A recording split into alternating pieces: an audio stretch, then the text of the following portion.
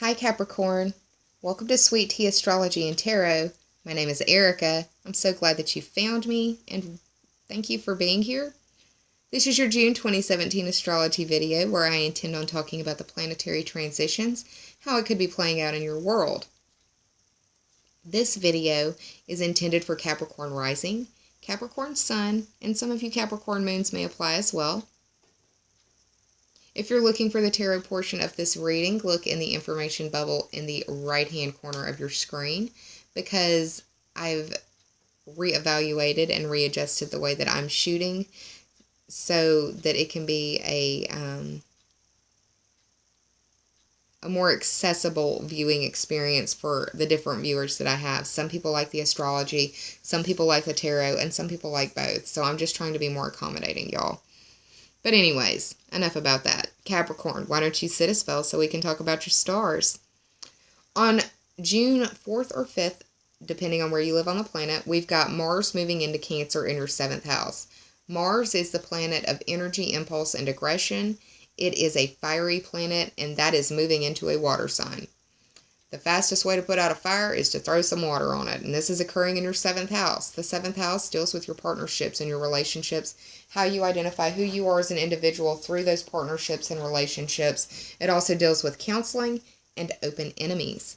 You may be dealing with some pretty aggressive open enemies. It could be that somebody's telling you that you need to get some counseling, or you could just be feeling very aggressive in your partnerships, relationships, etc. Just breathe and do your best to work through the energy.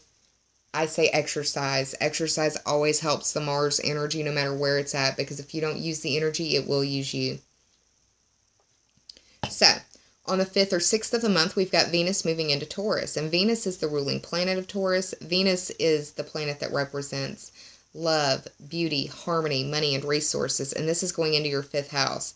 So Venus moving into Taurus is a nice energy. Venus likes being there. The 5th house deals with your pleasure, your social life, the pleasure seeking that you have in your social circles, the people that you go out with. It's the house of your children and the creation of your children. It's the house of romance and where you fall in love. Pardon me, y'all. They've got an ozone warning out here where I live, and my lungs are sensitive. House fires will do it. But anyways, that 5th house deals with that. It's the house of the creator. It's the house of the artist. It's the house of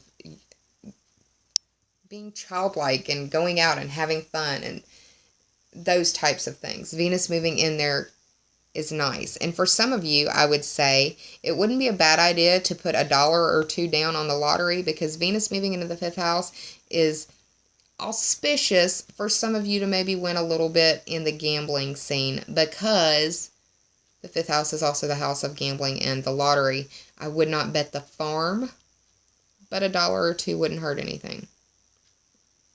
The 6th or the 7th of the month, depending on where you live on the planet, we've got Mercury, the planet that represents thought, movement, and communication, moving into Gemini, meeting up with the Sun, which deals with your ego, your will, your life force.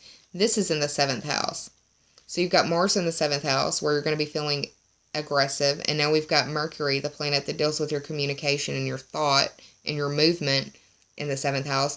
Going to be feeling very aggressive in that 7th house. Lots of talking, lots of communication, lots of thinking, dealing with your partnerships, your relationships, dealing with how you feel in those partnerships, how you feel in those relationships, how it makes you feel, how it makes you see yourself as another individual, as the person who you are through those interactions, through those other people in your life, with those other people in your life.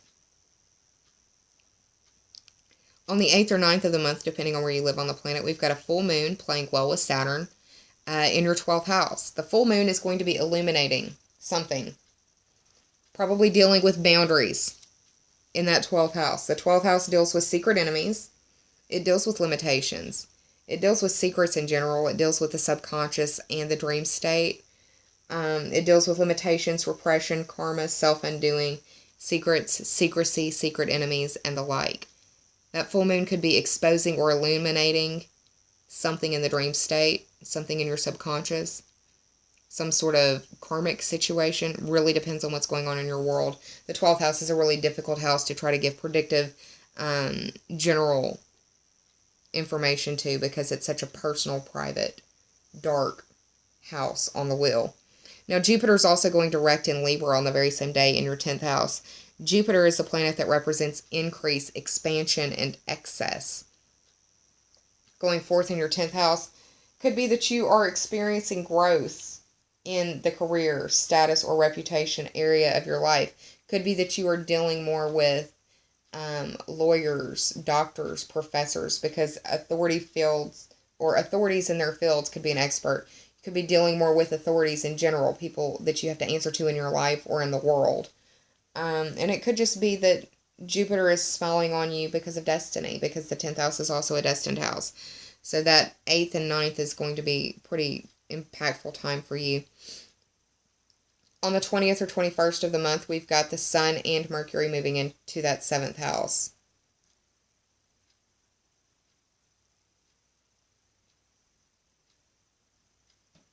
Once again, lots of focus on that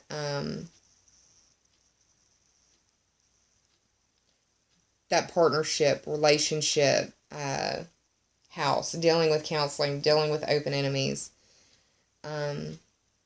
Could be going